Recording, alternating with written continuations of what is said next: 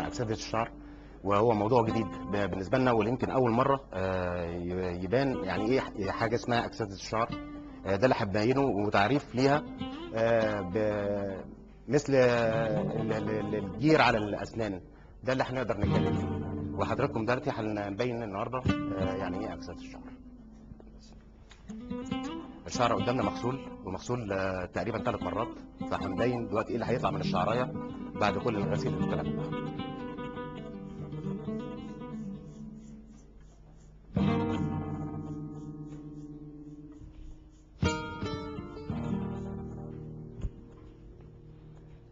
باين قدامنا دلوقتي الاكسده. ده يعتبر بالظبط زي ما قلنا قبل كده ان دوت زي الصديد، او بمعنى اصح الجير على الاسنان. فطلوعه بالاسلوب دوت هو الحاله الوحيده اللي نقدر نطلعه بيها بدون ما نجرح الشعرايه وبدون ما نلغي الصبغه الطبيعيه بتاعت الشعر. اول حاجه طبعا بالنسبه لغسيل الشعرايه هيكون معدل كل 3 ايام غسيل بالشامبوهات، مره واحده بس في خلال 3 ايام. يعني ممكن 3 ايام غسيل بميه عادي، وبعد كده ممكن نتكلم في الشامبو، نحط شويه كميه شامبو بسيطه او قليله عشان خاطر نقدر نستفاد من الزيوت الطبيعيه اللي بتطلع من الشعرايه. باين قدام الكاميرا دلوقتي الشعر اللي طلع عندنا ده كله شعر ميت 100% او محروق بمعنى اصح، والاكسده موجوده عليه طالعه زي بالظبط القطن او الجير على الاسنان زي ما احنا قلنا قبل كده. تاني حاجه، المفروض غسيل الشعرايه مش هيكون غسيل فوري. يعني مش اول ما ندخل على الشاور ناخد شاور هنغسل الشعر بميه على طول. لا، المفروض اساسا يبقى في شامبو قبل اي حاجه خالص. لو احنا هنغسل الشعرايه، الشامبو دوت قبل الميه وقبل اي حاجه خالص نحطها على الشعرايه. هنحط الشامبو عشان خاطر يزيل معانا الاتربه اللي بتكون في الشعر، دخان السجاير، العادم بتاع السيارات، الرطوبه بتاعه الجو. كل ده بيتكون على الشعرايه، ما يجيش في الاخر انا احط الميه على كل دوت بيركد الشعرايه وبيسبب بيها ثبوت تام في الاكسده. النقطه الثانيه هنتكلم فيها الموضوع بتاعنا التهاب الجلد. التهاب الجلد وسقوط الشعرايه. سقوط الشعرايه بيتم اذا طبعا اتضح لنا ان في التهاب في الجلد. الجلد بيكون ضعيف، فاكيد الشعرايه بتكون ضعيفه. وهنشوف دوت حضراتكم على الشاشه عندنا.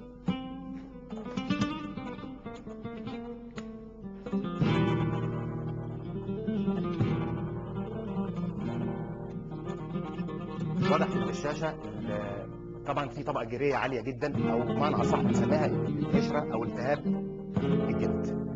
دوت نتيجه طبعا للغسيل اليومي وعدم التنشيف، وفي نفس الوقت كمان التهاب الجلد بمعنى التمشيط بتاع الشعرايه. التمشيط حد اللي احنا بنخلي الفرشه بتبقى على الجلد ذات نفسه بدل ما يكون على الشعرايه. هنبص على الشاشه تاني هنلاقي شعريتين خارجين من منبت واحد. ادي الشعرايه اللي هي العاديه طلعت كسره، وفي نفس الوقت كمان الشعرايه اللي طالعه منها بسيطه طالعه طبعا بشكل غير طبيعي، طبعا مش جيده. المسام عندي كله مقفول. المسافات ما بين شعرايه وشعرايه عاليه جدا، مساحه عاليه جدا بالنسبه لي. المفروض اساسا يكون يعني اوضح من كده او اقل من كده بمرحله كبيره. الجلد ملتهب التهاب غير عادي. ولو كحتنا الجلد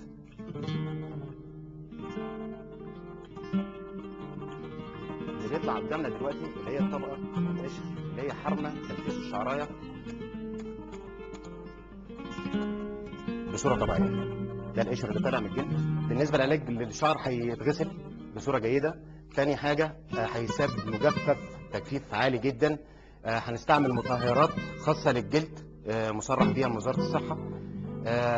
بعد التطهير وبعد نظافه الجلد هيتم طبعا شفان الجلد او معنى اصح القشر هينشف، فكل ده هيتساقط. الجلد بعد كده هيعالج باسلوب صحيح. طريقه الغسيل وطريقه التعامل مع الشعرايه هتبقى طبعا بصوره اصح، طبعا تحت اشراف خبراء تجميل وتحت اشراف